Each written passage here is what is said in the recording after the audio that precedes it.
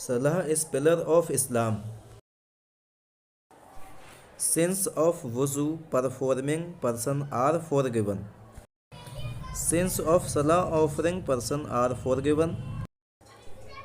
Sins of Holy Quran reciting person are forgiven.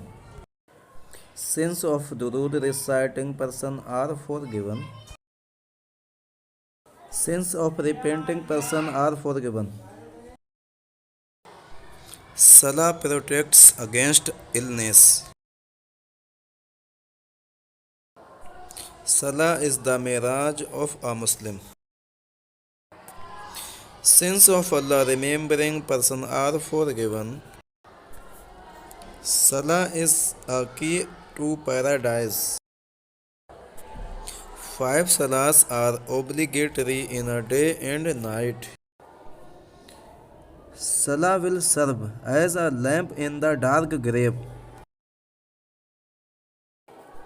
The sins of Hajj performing person are forgiven. Salah is a means of acquiring the pleasure of Allah. Salah is a means of the acceptance of dua.